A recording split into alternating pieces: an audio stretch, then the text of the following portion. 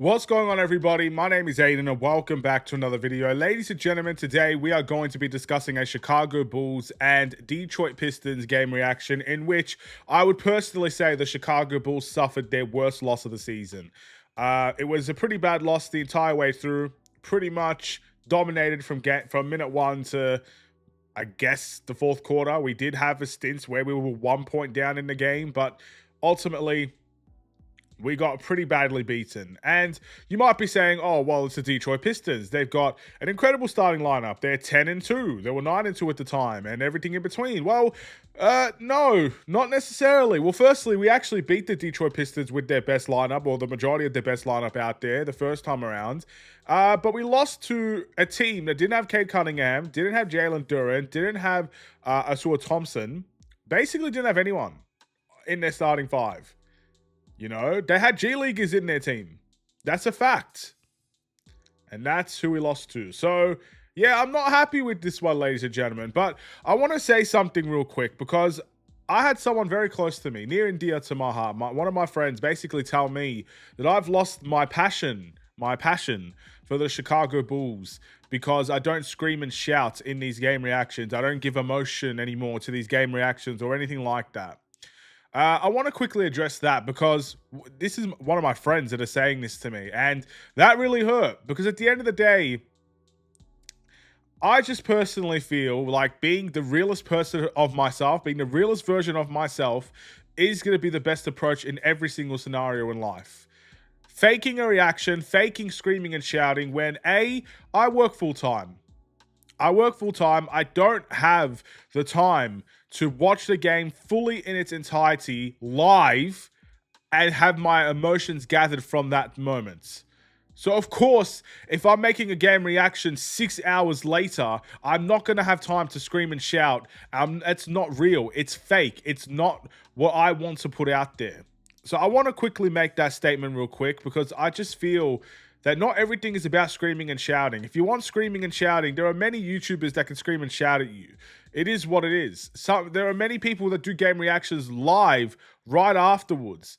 And I watch them too. I love to hear people scream and shout, but it has to be real. It can't be none of this fake stuff. I'm not going to fake anything just to get a view or two or just to have my passion back or whatever the case may be. And the second thing is, this is not easy. I don't care what anybody says. It is not easy to work full time to try and watch a Chicago Bulls game within the 30 minutes that I get live to watch it live and then watch the rest of the game back, try to analyze it and record a video while also dealing with another channel that I'm dealing with as well. And I'm literally working 8 to 9 hours a day. In fact, I think now, personally, I have more passion about the Chicago Bulls team than I did 6 years ago when I started, than when I did 4 years ago, or last year, or the year that I was doing watch-alongs. Because I'm still finding the time, even when I don't have much, to make these sort of videos. And I do it because I'm passionate. I don't get paid from these videos. Very rarely, maybe once a year, I get paid. And it's not a lot to be smiling about either, you know? I don't really get paid from this. I don't really gain anything out of this. I have a very, very small group of people that absolutely do like my videos, watch me day in and day out, enjoy what I do, enjoy the fact that I'm real with them, enjoy the fact that sometimes I will scream and shout when I feel like it. Sometimes when I don't feel like it, I will stay neutral. When I feel positive about this Bulls team, I let that be known. When I feel negative about this team, I let that be known. You know, it is what it is. And that's why I do it. I do it because there are a small group of people that truly do care about what I have to say. And that has not gone away 6 years ago, and now it's not gone away. So I just wanted to make that clear. I wanted to, just in case other people kind of had that same thought that I lost my passion. It is not easy to work full time and to run a YouTube channel. I don't care what anybody says. A 9 to 5, or for me, to 10 till 6, which is even worse. I don't care what anybody says, it's even worse. A 10 till 6 job and coming home and trying to do YouTube and streaming and everything like that. It is so time consuming. And I have a family business as well that I'm helping with as well.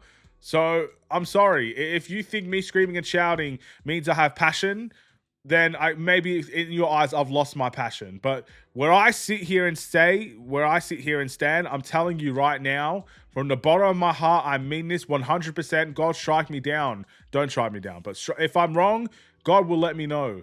I'm more passionate about this team, and I'm more passionate about the videos I make than ever before. I just don't have time anymore. That's the only difference between 6 years ago and now. Only difference. So let's move on from that, because you guys are here for the game reaction, but I got really triggered when he said that. And it actually hurt me to the core, because I love doing YouTube videos so much. You guys know this. I say it every year. Every year I talk about the 5th year anniversary or the 6th year anniversary. I say it every time. I love doing these videos so much. And it absolutely hurts me when people say that I don't have passion anymore. Like they know me. I don't know. It pissed me off. But anyway, let's talk about this Bulls team against the Pistons. And as I said, this was a disgusting performance. There's no excuses you can pull out of the bag for this one. First and foremost, we lost to G Leaguers. We lost to a starting 5 that is technically their bench. And this Bulls team did have players out. They had Josh Giddey out. They had Kobe White out. They had, a whole bunch. They had Zach Collins out. They had guys out for sure. But at the end of the day, we had more than enough to try to walk away with a victory here. So to not only lose, but to not even have a lead the majority of the game, I can't remember if we had a lead at all. From what I saw a lot of the second quarter and the third quarter. I didn't really see much of the fourth. I knew we came to within 1 point, and then they dragged us all the way out to obviously a double-digit victory for themselves. But it's not good enough. We should have fought in this game. We should have been closer in this game. We should have had a lead in this game.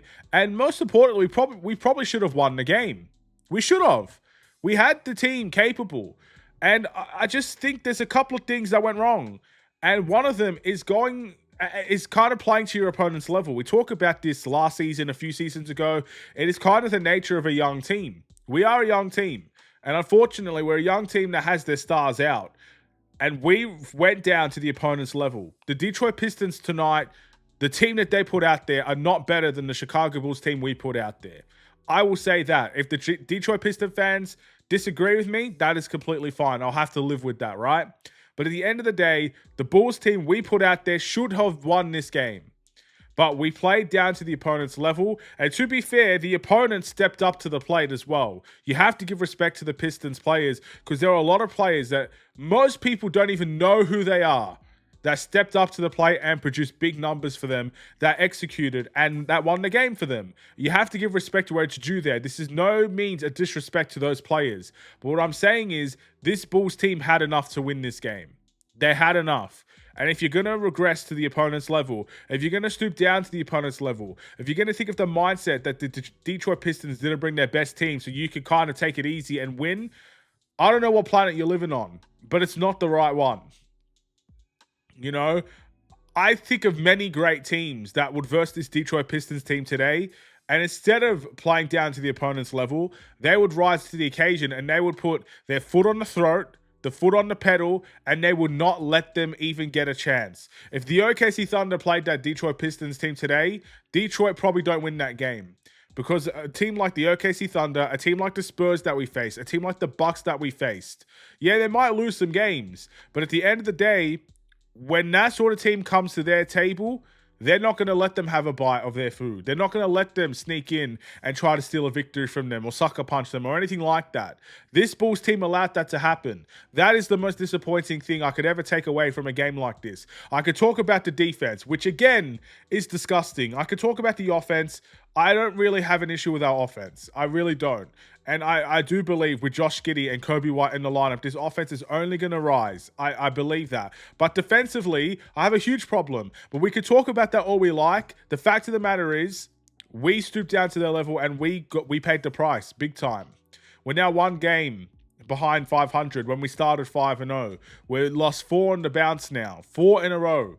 So at the end of the day, we are kind of hitting reality a little bit. We are kind of going down back to earth, We started sky high and now we've ended it a little bit mediocre, I guess you could say.